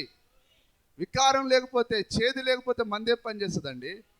చిన్నప్పుడు మరి ఆ తల్లి అని ఏమంటారు, ఉగ్గు గిన్నెలో ఆ టాబ్లెట్ను రంగరించి ఆ ముక్కు మూసి పోసినప్పుడు ఆ బిడ్డ ఏడ్చినా పర్వాలేదు, కాళ్ళు చేతులు గట్టిగా బట్టి పోసేది. ఇప్పుడు నీ తల్లి కంటే ప్రేమ గలవాడు కాడా ఆయన? బలవంతంగా నీకు మందు పోయకూడదా? వద్దు సార్ అంటే చస్తావు, నీ ఇష్టం అది. విలియం బ్రెనహాం మతం నా ఆవు కూడా వద్దనంటే ఆవుకు ఆవుకు అవసరం అది. ఆవు దాన్ని తిని మారింది, కానీ నువ్వే మారలేకపోతున్నావు. దేవుని నామానికి మహిమకరును గాక.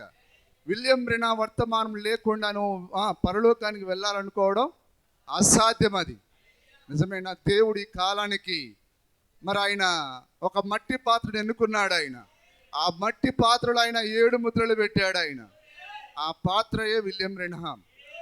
హల్లెలూయా. ఆయన జగత్ పునాది వేయబడక ముందు ఎవరిలో దాచిపెట్టాడు? విలియం బ్రెనహాంలో దాచిపెట్టాడు. సార్ లేదు సార్, మాకు ధైర్యం చాలట్లేదు. చాలకపోతే నేనేం చేస్తా చెప్పండి. ఆ రోజు ఇర్మియా గనక ఆ కైకోలును రాసి ఆ మట్టి కుండలో దాచిపెట్టినట్టుగా ఆ దేవుడే విలియం బ్రెనహాం వచ్చేంత వరకు ఇవన్నీ మర్మంగానే ఉండాలి. విలియం బ్రెనహాం వచ్చిన తర్వాత ప్రతి మర్మాన్నైనా, హల్లెలూయా, విలియం బ్రెనహాం ప్రసంగం చేసిన ఏ మాట కూడా రాసుకున్నవి కాదు సార్. నాలాగా రాసుకుని మాట్లాడిన మాటలు కావు అవి. అవి అవి ఏంటిది? అది ఆ ఆత్మలో నుంచి ఊరేడి ఊట, బండ నుండి ఊరేడి ఊట ఉన్నది. జస్ట్ ఆయన దేవుడు జస్ట్ కేవలం విలియం బ్రెనహాం నిలబెట్టాడు అంతే. కానీ ఆయన వాడుకొని తన వర్తమానం ఇచ్చి ఉన్నాడు. ఆయన ఎన్ని వర్తమానాలు సార్, ఒక్కొక్క వర్తమానం చదువుతా ఉంటే అది ఎంతో మాధుర్యమైన ఊట అది. ప్రైజ్ ది లార్డ్, హల్లెలూయా. నిజమేనా? కాబట్టి ఈరోజు విలియం బ్రెనహాం ద్వారా వచ్చిన వర్తమానం మన బ్రతుకులను మార్చేది. దానితో మనం సరిదిద్దుకోవాలి తప్ప నాకు వద్దు, కూడదు, చెయ్యనంటే నువ్వు బాగుపడలేవు, దేవుని రాజ్యానికి వెళ్ళలేవు. హల్లెలూయా. నీకెంత అది హాని చేసినా, నష్టం చేసినా, నిన్ను అవమాన పాలు చేసినట్టుగా ఉన్న అవమానాన్ని భరించిన వాడే బహుమానాన్ని పొందుకుంటాడు. యేసుక్రీస్తు అవమానం పాలయ్యాడు. ఆయన ఉమ్మివేయబడ్డాడు. ఆయన తిరస్కరించబడ్డాడు. ఆయన బయలుచేపుగా పిలువబడ్డాడు. ఒక అక్రమ సంతానంగా పిలువబడ్డాడు. ఇదంతా నిందను ఎవరి కొరకు భరించాడు? నీ కొరకు, నా కొరకు. హల్లెలూయా. అందుకొరకే తండ్రి అయిన దేవుడు అతడిని లేపి అత్యున్నతమైన సింహాసనం పైన, అన్ని నామముల కంటే పైనామం, మరి నీ నామం కూడా అన్ని నామముల కంటే పైనామంగా ఉండాలంటే ఈరోజు ఇక్కడ నీవు నిందలను భరించాలి, అవమానం భరించాలి. హల్లెలూయా. నీ పేరు చెప్పినా భరించాలి, చెప్పకపోయినా భరించాలి. విలియం బ్రెనహాం డైరెక్ట్గా పోయి మాట్లాడాడు కదా సార్. మళ్ళీ సొంత సంఘం కాదు, వాళ్ళు బయట వాళ్ళతో చాలాసార్లు వర్తమానం చదవట్లేరా? దేవుని నామానికి స్తుతి కలుగును గాక. సహోదరుని భర్త మారకపోతే దానికి బాధ్యుడని నేను గాను, నీవే బాధ్యురాలివి. మరి ఆ రిబ్కా ఏమనుకున్నది? ప్రభువా, నేను ఇదిగో నీవే ఈ కాలపు రావలసిన మెస్సయ్య అని, ఈ సమయంలో రావలసిన మెస్సయ్య నేను నమ్ముతున్నాను. ఇదిగో నా భర్త అయినా ఆ యొక్క జక్కయ్య కూడా నమ్మాలి. నేను ఎట్లయితే నమ్ముతున్నానో ప్రభువా, నా భర్త కూడా మారాలి. ఆమె దీవారాత్రులు ప్రార్థించి ప్రార్థించి ప్రార్థించి ఒకరోజు దేవుణ్ణే ఆ శపించబడిన యెరికోకు నడిపించింది. హల్లెలూయా. ప్రార్థన పరిస్థితులను మార్చేది. నీ భర్త పట్ల నీకే ఆసక్తి లేకపోతే ఎవరికి ఉంటుంది? నీ భార్య పట్ల నీకే ఆసక్తి లేకపోతే నీ భర్త కొరకు నువ్వే ఉపవాసం ఉండి ప్రార్థన చేయాలి. నీ భార్య కొరకు నువ్వే ఉపవాసం ఉండి ప్రార్థన చేయాలి. ప్రభువా, నా కుటుంబం ఏ విధంగా మారాలి. హల్లెలూయా. నిజమేనా? హట్టి రైట్ సహోదరి ఎంతో ఎంతో కటిక పేదరాలు, నిజమేనా? కానీ ఆమెకు ఆసక్తి దేంట్లో ఉంది? మంచి ఇల్లు కట్టుకుందాం, ఈగలు పారేద్దాం, లేకపోతే మరణాన్ని దూరం చేద్దాం, రోగాలు దూరం అవ్వాలి, అవి కోరుకోలేదు. ప్రభువా, నా 2 బిడ్డలు రక్షింపబడాలి. అది సార్. ఒక గొప్ప ప్రపంచ ప్రవక్త ఒక అనామకురాలి యొక్క పేరును ప్రపంచానికి పరిచయం చేశాడు ఆయన. ఎందుకు? ఆమె జీవం పట్ల ఆమెకు శ్రద్ధ ఉన్నది, తన 2 కుమారుల పట్ల శ్రద్ధ కలిగి ఉన్నది. ఈరోజు ఉండే పాస్టర్ను ఇట్లాంటి పేదవాళ్ళ పేర్లు చెప్పమనండి, అంతవరకు ఎందుకు? ఇప్పుడు వర్తమానంలో ఉండే వాళ్ళని చెప్పమనండి. ఉండమ్మా, ఏంది ఊరికే అట్లా అంటారే తప్ప ఒక పేద విధవరాల యొక్క పేరును చెప్పగలే ధైర్యం అది ప్రవక్తకు మాత్రమే ఉన్నది. హల్లెలూయా. ఆ రోజు పేద విధవరాలను ఆయన కొనియాడి ఉన్నాడు. విలియం బ్రెనామ్ అదే విధంగా కొనియాడి ఉన్నాడు. ఈరోజు మనకే మన కుటుంబంలో ఉండేవారు నశించిపోతూ ఉంటే, వారి గురించి మనం శ్రద్ధ లేకపోతే, ఎప్పుడు మనది లోక సంబంధమైన విచారాలు, కోడి పిల్లలు కనుక ఎంత తిండి పెట్టి వాటికి ఎప్పుడు ఏమంటాయి సార్ కోళ్ళు, మనాది తొరి కొక్కొక్కో అని ఎప్పుడు దిగాలే. అదే పక్షిరాజు అయితే ఆహారం ఉండకపోని దాన్ని చూసారా, ఇటు చూసిద్ది అది, దాని కళ్ళు ఎంతో షార్ప్గా ఉంటాయి. ఈ లోక సంబంధమైన దిగాలతో వాటికి అసలు పనే లేదు. వర్షం పడతా ఉంటే అక్కడ పోదాం ఇక్కడ పోదాం అని అనుకోదు అది. వర్షం మేఘాన్ని చూసి, మేఘమా నువ్వు నన్ను తడపలేవు, నేను నీకంటే పైగా వెళ్తాను నేను. హల్లెలూయా. దేవుడు నన్ను ఎట్లా తయారు చేశాడు తెలుసా? నీకంటే ఎత్తుగా ఎగిరే విధంగా తయారు చేశాడు ఆయన. ఎందుకు మనం సమస్య వలయంలో ఉండాలి? మనకు ఉపాయం లేదా? రెక్కలు లేవా? 14 అడుగుల రెక్కలు దేవుడు మనకి ఇచ్చాడు. ఇదొక 7 అడుగుల రెక్క, ఇటొక 7 అడుగుల రెక్కలు ఇచ్చాడు ఆయన. ప్రతి తుఫాను పైన నువ్వు ఎగరగలవు. హల్లెలూయా. మరి అది ఎగిరినప్పుడు ఎట్లా ఉంటుంది? 2 కాళ్ళు దగ్గర పెట్టుకొని, అంటే అది ప్రార్థన చేస్తే నువ్వు పైకి జయం పొందుతావు అని అర్థం. హల్లెలూయా. ప్రార్థన లేకుండా సార్ మాకు అన్నీ రావాలి సార్, ఇందిరమ్మ ఇల్లు రావాలి, మరి అన్ని కార్లు కావాలి, బండ్లు కావాలి, కానీ ప్రార్థన మాత్రం ఏమి చెయ్యం. యేసుప్రభు మాత్రం సార్ అప్లికేషన్ పెట్టారు కారు కొరకు, కారు కావాలా అని ఆయన వచ్చి చేతులు కట్టుకొని వెంటనే ఇందిరమ్మ ఇల్లు కావాలా? అదే ప్రవక్త అన్నాడు, నీవు ఆయన రక్షక భటుడుగా, ఒక కాపలాదారుడుగా పెట్టుకున్నావు, కానీ నీ హృదయాన్ని తెరిచి, ప్రభు నా హృదయంలోనికి రా, నన్ను ఏలు, నన్ను నడిపించు, నువ్వు నన్ను ఎక్కడికి నడిపిస్తే అక్కడికి వెళ్తా నేను అని నువ్వు ఆయన అధికారిగా చేర్చుకోవట. చాలామంది అట్లే ఉన్నారు. యేసు ప్రభు అంటే అవసరాలు తీర్చే దేవుడు, ఆపద్ బాంధవుడు, ఏమంటారు, అన్ని కోరికలు తీర్చే, వరాలనిచ్చే వరాల దేవుడు ఆయన. ఒక పాట ఉంటుంది, యేసూ ఎంతో వరాల మనసు. మేము ఆడినాం సార్. హల్లెలూయా. సరే, ఇప్పుడు మనం ఎక్కడున్నాం? అదే దేవుడు మనల్ని అణిచి చూస్తాడు ఆయన. సరే, చూడండి, చదవండి అది. మరియు గైకొందువో లేదో శోధించి తెలుసుకొనుటకు. హల్లెలూయా. ఇప్పుడు ఆయన నీ హృదయంలో ఏమున్నదో దాన్ని చూడగోరుతాడు ఆయన. ఏషియా హృదయంలో ఏమున్నది?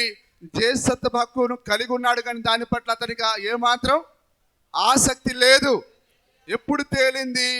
అన్ని సమృద్ధిగా ఉన్నప్పుడేమో జేసత్వ హక్కును ప్రేమిస్తున్నట్టుగా కనిపించింది, కానీ ఎప్పుడైతే అపాయం వచ్చిందో, ఎప్పుడైతే శ్రమ వచ్చిందో, శోధన వచ్చిందో, అతడు దీని వలన నాకు ఏం ఉపయోగం అనుకున్నాడు, దాన్ని అమ్ముకోవడానికి సిద్ధపడ్డాడు, అమ్ముకున్నాడు కూడా.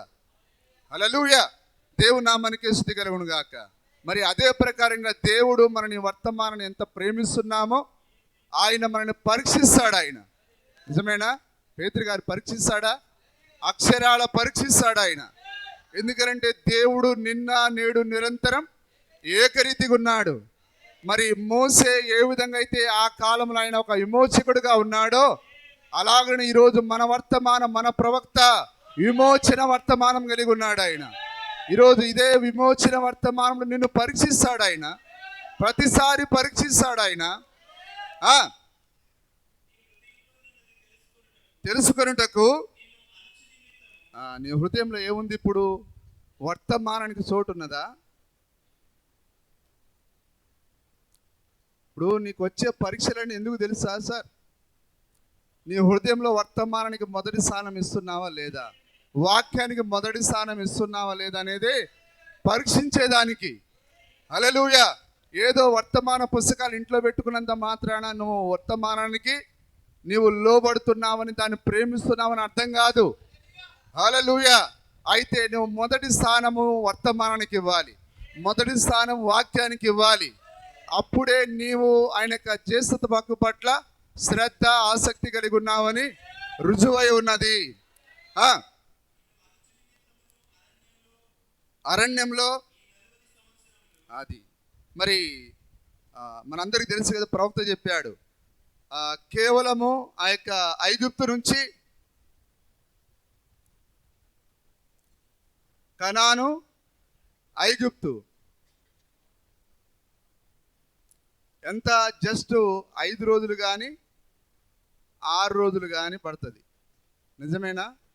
ఈ నుంచి ఇక్కడ వరకు ఒక వ్యక్తి ప్రయాణం చేపట్టాలంటే జస్ట్ 5-6 రోజులు వెళ్ళిపోవాలి అక్కడికి. కానీ దేవుడు ఎందుకు 40 సంవత్సరాలు నడిపించాడు ఆయన? హల్లెలూయా! అదే మనం చదివే వాక్యం. వారందరిని ఊరికి ఆయన తీసుకొని పోలేదు. ఆయన వారి హృదయంలో దేవుని వాక్యం పట్ల శ్రద్ధ, ఆసక్తి, మరి ప్రేమించే హృదయం ఉందో లేదో ఆయన పరీక్షించాడు ఆయన. హల్లెలూయా! అదే దేవుడు ఇప్పుడు మనకున్నాడా లేడా? ఆ రోజు అరణ్యంలో ఇజ్రాయేలును 40 సంవత్సరాలు పరీక్షించిన దేవుడు, ఆ రోజు ఆదామును పరీక్షించిన దేవుడు, ఆ రోజు ఏశావును పరీక్షించిన దేవుడు, ఈరోజు మనల్ని కూడా ఆయన పరీక్షిస్తున్నాడు ఆయన. హల్లెలూయా! కేవలం ఇప్పుడు ఎత్తపాటు ఆయన నువ్వు బాప్తిసం పొందిన రోజు పరలోకంలో ఎందుకు పెట్టట్లేడు ఆయన? పెట్టగలడు ఆయన. కానీ ముందు ఏం కావాలి? నీకు పరలోకంలో కూర్చోబెట్టాలంటే దాని మధ్యలో పరీక్ష కావాలి. వారు కనాను దేశానికి వెళ్ళడానికి ముందు 40 సంవత్సరాలు ఆయన పరీక్షను పెట్టాడు ఆయన. అదే ఇప్పుడు మనం ఇక్కడ చదువుతున్నాం. నడిపించిన మార్గమంతటిని జ్ఞాపకం చేసుకున్నాము, ఆహారం వలననే గాక. ఇప్పుడు దేవుడు వాళ్ళని ఏం చేశాడు? ఆహారం లేకుండా చేశాడు. అంటే వీళ్ళు నా వాక్యం కొరకు చనిపోతారా, లేకపోతే తిండి లేదని చెప్పి తిరుగుబాటు చేస్తారా? ఇప్పుడు కూడా అదే కదా సార్ పోరాటం. ఎందుకు మనం చర్చి ఆదివారం కొడుతున్నామంటే ఛార్జీలకు లేవు, ఇంట్లో వెళ్ళడం లేదు. అదే కదా మనం చెప్పే కారణాలు. వారు చేసింది అదే కదా. ఇప్పుడు పరిస్థితి ఏం మారింది?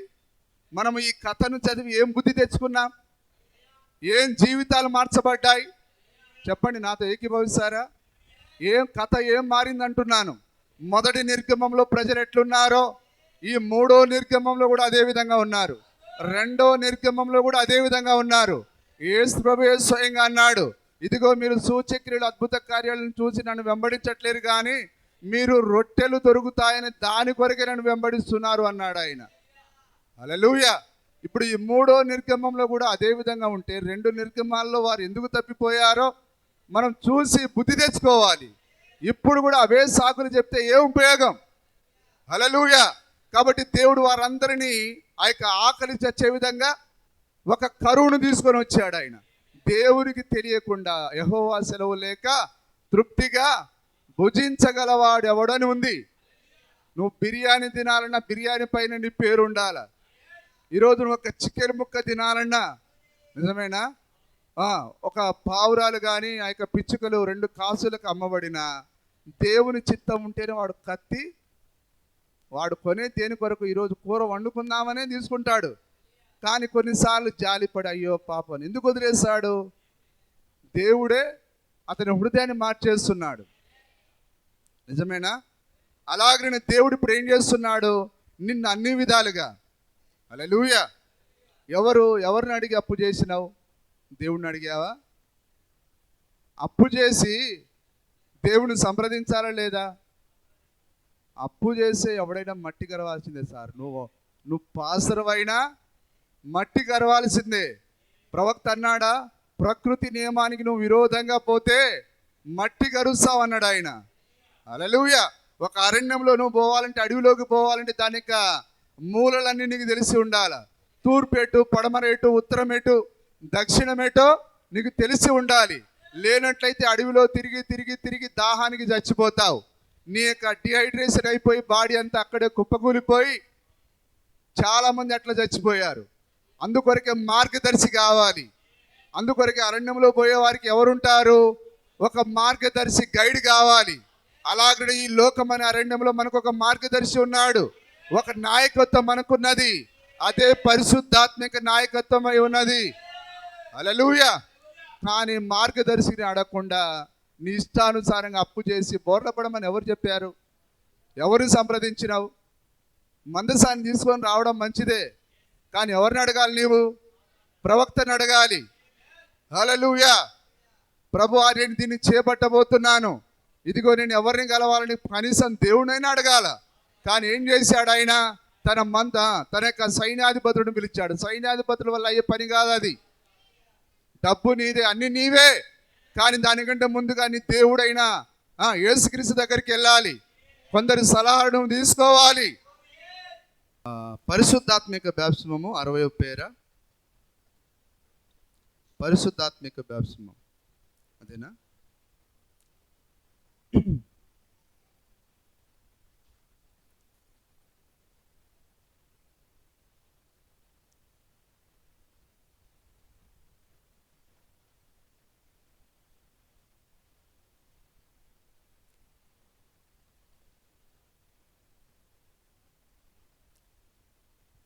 మనము మాట్లాడుచుండినట్లుగా అక్రమ సంబంధం ద్వారా జన్మించిన బిడ్డ 14 తరములకు 400 సంవత్సరములకు యెహోవా సమాజంలో ఏ విధంగా చేరకూడదో, మరియు తల్లిదండ్రుల యొక్క దోషము పిల్లల మీదకి 3-4 తరముల వరకు తీసుకుని రాబడుననే చిన్న పాఠ్యాంశం గురించి చూద్దాం.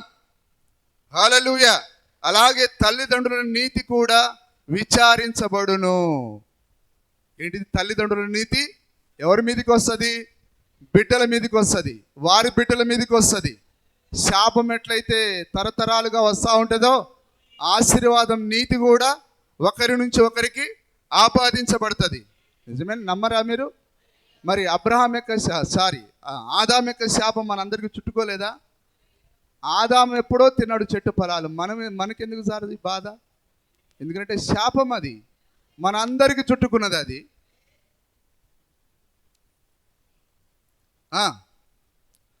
రేపు అను ఒక దినం మీకు మునిమనుమడు ఉండిన ఎడల మీరే క్రియలు చేయుదురో. ఈరోజు నువ్వు దొంగగా ఉంటే రేపు నీ మునిమనుమడు దొంగగానే ఉంటాడు. నువ్వు దశం బాగా దొంగిలించేవాడుగా ఉంటే నీ మునిమనుమడు బాగుంటాడని ఎట్లా అనుకుంటావు? నిజమేనా కాదా? రేపు అనే ఒక దినమును మీకు ఒక మునిమనుమడు ఉండిన ఎడల మీరే క్రియలను చేయుదురో. నేడు మీ ప్రవర్తన ఏ విధంగా ఉన్నదో దానిని బట్టి మీ మునిమనుమడును ఎలాగుండునో అది నిర్దేశిస్తుంది. అందుకొరకే ఇది ఏ సందర్భంలో చెప్తున్నాడు? అబ్రహాము దశమ భాగం ఇచ్చిన సందర్భంలో వర్ణిస్తున్నాడు దీనిని. అబ్రహాము ఇచ్చినప్పుడు అబ్రహాము రొమ్ములో ఉన్న కడుపులో ఉన్న ఆ మునిమనుమడు కూడా ఇచ్చాడట. హల్లెలూయా. ఏదో సాదృశ్యంగా ఛాయగా కాదు, నిజంగానే ఇచ్చినట్టే. అది అబ్రహాం ఇస్తే మునిమనుమడు ఇచ్చినట్లే. సోదరుడా, నీవిస్తే నీ తరతరాలు ఇచ్చినట్లే. అందుకొరకే అబ్రహాం ఇచ్చాడు, ఇస్సాకు ఇచ్చాడు, యాకోబు ఇచ్చాడు, ఆ 12 గోత్రకర్తలు ఇచ్చారు, లేవీలు ఇచ్చారు. చూడండి ఆశీర్వాదం ఎట్లా వస్తున్నదో. ఈరోజు నువ్వు మొదట్లోనే శాపాన్ని తీసుకొస్తే ఇక ఏమున్నదిగా? దినమున ఉండిన ఎడల చేదురో.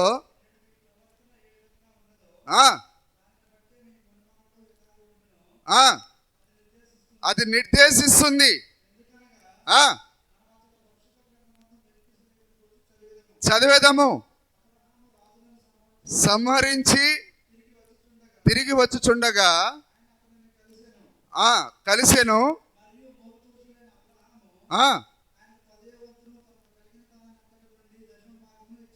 ఇచ్చాను.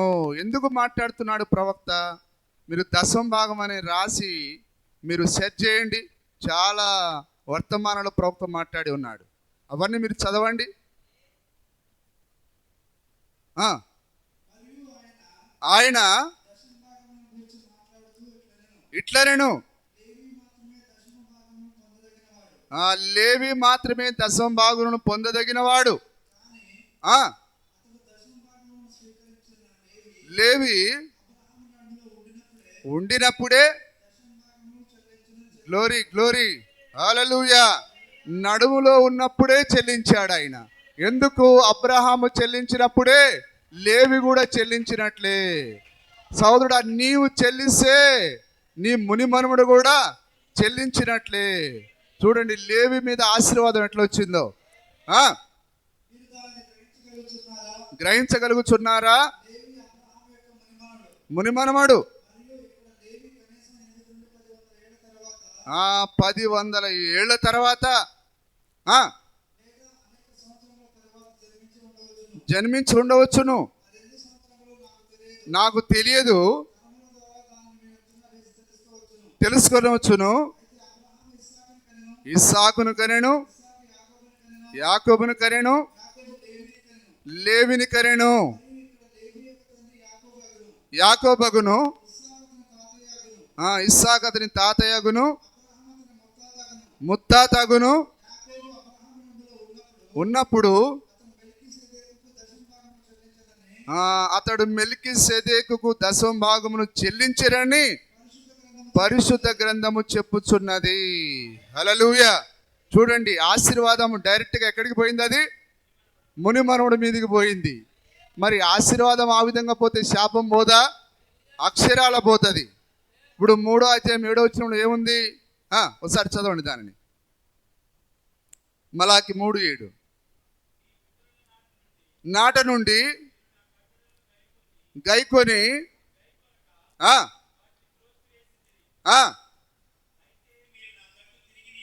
తిరిగిన ఎడల తిరుగుదునని సెలవీయగా మీరందరూ మానవులు దేవుని ఎంత దొంగిలున్నా దొంగిలితిరి. అందరూ 10వ భాగమును ప్రతిసర్పణ ఇయ్యక దొంగిలితిరి. దొంగిలిస్తూనే ఉన్నారు. ఇప్పుడు మీరు శాపగ్రస్తులై ఉన్నారు. హల్లెలూయా. ఇప్పుడు మన పైన శాపం ఉందా లేదా? అక్షరాల. క్రీస్తు తన సొంత వాక్యమందు ప్రత్యక్షమాయను. ఇప్పుడు భౌతికంగా మాట్లాడుచున్నట్లయితే దానిని చూపించడానికి నీవు నీ యొక్క తాత ముత్తాతలు ఎల్లప్పుడూ వెనక నుండి ఉండినావు. తర్వాత నీవు భౌతికంగా ఒక సహజమైన మనిషివయ్యావు. అయితే వాస్తవంగా చూడాలంటే మన అందరి పైన మన తాతల ముత్తాతల శాపం ఉన్నది. వింటున్నారా సార్? మన పైన ఎవరి శాపం ఉన్నది? మన తాత ముత్తాతల శాపం మన పైన ఉన్నది. మన తాతలు ఎవరు దేవుని నమ్మలేదు. మన తాతలు ఎవరు దశమ భాగము చెల్లించలేదు. మనము శాపగ్రస్తులం. కానీ ఎప్పుడైతే నువ్వు శిలువ దగ్గరికి వచ్చావో ఆ శిలువలో ఉన్న ఆ యొక్క శాపాలన్నీ అవి కొట్టివేయబడ్డాయి. ఇప్పుడు నువ్వు శిలువను ఆశ్రయించడం ద్వారా, యేసుక్రీస్తు నామములో బాప్తిసం పొందడం ద్వారా అబ్రహాము యొక్క ఆశీర్వాదం మీ మీదకి వచ్చింది. హల్లెలూయా. అబ్రహాము దశమ భాగం చెల్లించాడంటే ఈ శిలువలో ఉన్న ఆశీర్వాదం నీ మీద కూడా వచ్చి ఇప్పుడు నీవు కూడా దశమ భాగం చెల్లించాలి. అంటే ఇప్పుడు క్యా మతలబ్ హై ఇస్మే? ఇప్పుడు నువ్వు చెల్లించట్లేదంటే ఇక్కడ నుంచి నీకు ఆశీర్వాదం రాలేదని దాని అర్థం. నువ్వు శిలువలో నుండి ఆశీర్వాదాన్ని పొందితే ఆ శాపం అక్కడ కొట్టివేయబడితే నువ్వు ఎందుకు దొంగగా ఉన్నావు? అర్థం చేసుకుంటున్నారా? మన శాపం అంతా మన కొరకైన శాపం అయ్యాడు ఆయన. మన తాత ముత్తాతల నుంచి మన మీదకి వస్తున్న శాపాన్ని యేసుక్రీస్తు అడ్డుకున్నాడు. మన శాపం అంతా అక్కడ తొలగిపోయింది. హల్లెలూయా. ఇప్పుడు కేవలం అబ్రహాముకున్నటి ఆశీర్వాదమే మనకు ఉండాలి. సరే ఆలోచన చేయండి సోదరులారా. నాకు ఎవ్వరిపైన పగలేదు, ద్వేషము, అసూయ లేదు. మీరందరూ దీవించబడాలని, దేవుని యొక్క చిత్తాన్ని మీరందరూ చేయాలని దేవుడు మనల్ని పరీక్షించి చూస్తాడు ఆయన. దేవుని నామానికి స్తుతి కలుగును గాక. చూడండి ఎంత చక్కని ప్రవక్త యొక్క భార్య, మరి చక్కని ఇంటిలో ఏ కాళ్ళకు మట్టి లేకుండా జీవించిన ఆమె ప్రవక్తను ప్రేమించినందున, హల్లెలూయా, మరి ఆమె చక్కని కుటుంబం వారిది. ప్రవక్త కష్టపడేవాడు, మరి చక్కగా భార్యను చూసుకునేవాడు, బిడ్డలను చూసుకునేవాడు. అదండి సంతోషం. భార్యాభర్తలు ఒకరినొకరు అర్థం చేసుకొని అదండి ఈరోజు కొంపలు ఉన్నాయి దేనికి? పాతాళంలో పోయినట్టే. ఈరోజు కొంపకు పోవాలంటేనే పురుషులు భయపడుతున్నారు. హల్లెలూయా, నిజమేనా సార్? ఈరోజు అట్లా తయారైనాయి కొంపలన్నీ. కానీ ప్రవక్త వర్తమానం భర్తను ఓరవదు, గబ్బుదాన. గబ్బు మొహం పెట్టుకొని భర్తను ఓరవు, కానీ వర్తమానం ఒకటి నీకు వర్తమానం పాడ చీపులు తీసుకుని నాలుగు బాధాలి. You first obey your husband. నువ్వు నీ భర్తకు ముందుగా ఒబే అవ్వాలి, రెస్పెక్ట్ ఇవ్వాలి. నీ భర్తకు నువ్వు రెస్పెక్ట్ ఇవ్వకుండా ఏం వర్తమానం, నీకు ఏం నేర్చుకున్నావు? అబ్రహాం ఆశీర్వాదం, శారా ఆశీర్వాదం నీ పైన ఉన్నదా? ఏది నీ భర్తకు ఎందుకు గౌరవం ఇవ్వవు? ఏం మాయ రోగం నీకు? యెజబెలు గజ్జి పట్టిందా? అదే ఆట బొమ్మను చేసి ఆడిచ్చింది. ఎవరిని? ఆహాబుని. ఏంట్రా పేను కుక్కినట్టుగా మంచంలో పడ్డ దరిద్రుడా, లే, నీ గింత దానికి మూలలో పడుకుంటావారా ఆడంగోడా అని చెప్పి తిట్టింది ఆహాబుని. వాడు చెప్పండి మేడం అని చెప్పి దిక్కును లేచిండు. ఆ నాబోతును ఏం చేయాలో నాకు తెలుసు, నా వెనకాలరా కిరాయి మనుషులు మాట్లాడింది, చంపేసింది. వాడు నాశనం అయిండు. ఈరోజు స్త్రీలు అట్లా ఆటలాడించే వారు వర్తమానంలో ఇంకా ఉన్నారు. వాళ్ళని స్త్రీలు అనకూడదు, అట్లాంటి వాళ్ళని ప్రవక్త అన్నాడు. దాన్ని అసలు జంతువు అనడం కూడా తక్కువ అన్నాడు. నేను చూపిస్తా, వర్తమానంలో అన్నీ ఉన్నాయి. ప్రవక్త అసలు ఎక్కడ కూడా దాచిపెట్టుకోడు సార్. ఆయన మగసిరి. హల్లెలూయా. గౌరవం ఇవ్వకుండా ఏంటి నీ కుటుంబం? నిజంగా దాని కుటుంబం అంటారా? భార్యాభర్తలు ఒకరినొకరు చక్కగా వారు అర్థం చేసుకొని జీవించినప్పుడు అదే వర్తమాన కుటుంబం అంటే. దేవుని నామానికి స్తుతి మహిమ కలుగును గాక. కొన్ని కుటుంబాలు ఉంటాయి, ఎందుకంటే డబ్బు సంపాదన కొరకు యంత్రాలు, డబ్బు యంత్రాలలాగా పనిచేస్తాం. వారి మధ్యలో ఎలాంటి సంతోషం ఉండదు, ఏ నవ్వు ఉండదు, ఏది ఉండదు. ఆ రోబో అన్న మాట్లాడి చక్కగా నవ్వుతుందేమో, కానీ కొందరు రోబోల్లాగా తయారయ్యారు. దేవుడు మరి మిమ్మల్ని అందరినీ దీవించాలని నేను కోరుకుంటున్నాను. మరి చక్కని ఆ ప్రవక్త యొక్క కుటుంబం లాగా, మరి ప్రవక్త యొక్క జీవితం అందుకొరకు ఆయన ఎక్కడ కూడా ఆయన మరి తన కుటుంబంలో జరిగిన ఏ విషయాన్ని కూడా దాచిపెట్టుకోలేదు ఆయన. మీరు ఇంటికి పోయిన తర్వాత జీవిత కథ, నా జీవిత కథ అని ప్రవక్త వర్తమానం చెప్పాడు. ఆయన కుటుంబంలో జరిగిన పరిస్థితులన్నీ చెప్పాడు ఆయన. హల్లెలూయా. అది చదవండి చక్కగా. ఆ తర్వాత గడియ వర్తమానికుడు అనే ఆ పుస్తకాన్ని చదవండి. మరి మనకెంతో ప్రేరణను ఆ యొక్క పరిశుద్ధాత్మనిస్తాయి. నిజంగా ప్రవక్త యొక్క జీవితం చదువుతున్నప్పుడు నేను చాలాసార్లు ఏడ్చాను. ఆ సహోదరి కిటికీకి పట్టాలు కట్టినప్పుడు కూడా నిజంగా ఆ దీన హృదయాన్ని బట్టి నేను చాలా మరి సంతోషపడ్డాను. నిజంగా ప్రవక్తను అర్థం చేసుకున్న ఆ సహోదరి, నిజంగా భర్తను అర్థం చేసుకునే సహోదరుని బట్టి దేవుడు ఎంతో సంతోషపడతాడు. నిన్ను కాదు అనేది, మా అమ్మ నాన్న అనాలి. నీలాంటి వాడు కట్టిపెట్టినందుకు ఇగో ఈ కిటికీకి తలుపులు లేవు, దీనికి నేను పట్టాలు కట్టుకోవాలి. నా బతికి ఏడ్చింది. కిటికీలు ముఖ్యమా, భర్త ముఖ్యమా? దేవుడు మిమ్మల్ని అందరిని దీవించును గాక.